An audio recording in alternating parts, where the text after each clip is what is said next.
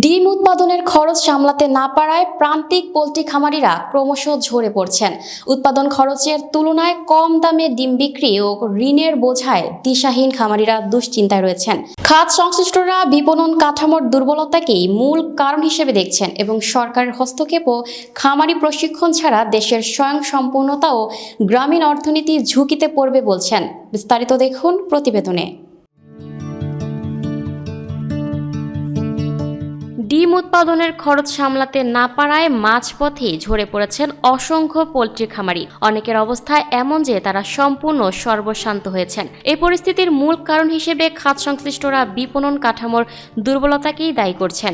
মহাজনের কাছ থেকে উচ্চ সুদে ঋণ নিয়ে খামার চালাতে গিয়ে প্রান্তিক খামারিরা দেনার বোঝায় জর্জরিত।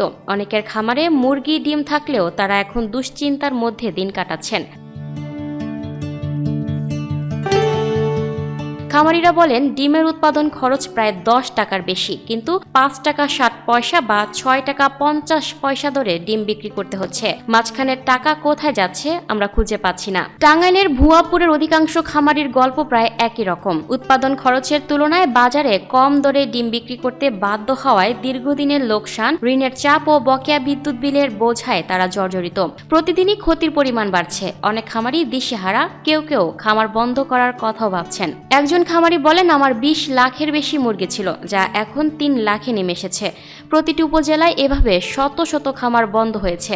উৎপাদন খরচ, শ্রমিকের বেতন, বিদ্যুৎ খরচ, ঔষধের দাম সবই বেড়েছে। 4 মাস ধরে আমার ক্ষতি হচ্ছে, যা বহন করার আর কোনো শক্তি নেই। আমি নতুন প্রোডাকশনের মুরগি বিক্রি করতে পারছি না, খরচ তুলতেও পারছি না। খামারিরা মনে করেন এই পরিস্থিতি দীর্ঘায়িত হলে একের পর এক খামার বন্ধ হয়ে যাবে, যা দেশীয় ডিম উৎপাদন এবং খাদ্য নিরাপত্তার উপর নেতিবাচক প্রভাব ফেলবে। প্রান্তিক খামারিদের লোকসান এবং দিশাহীনতার মূল কারণ হিসেবে বিপণন কাঠামোর দুর্বলতাকেই দায়ী করছেন খাত সংশ্লিষ্টরা। বাংলাদেশ পোল্ট্রি ইন্ডাস্ট্রিজ অ্যাসোসিয়েশনের সভাপতি মোশাররফ হোসেন চৌধুরী বলেন, প্রান্তিক খামারিদের মাধ্যমে দেশ স্বয়ংসম্পূর্ণতা অর্জন করেছে। সেটাকে সাস্টেইনেবল রাখা আমাদের দায়িত্ব এবং কর্তব্য।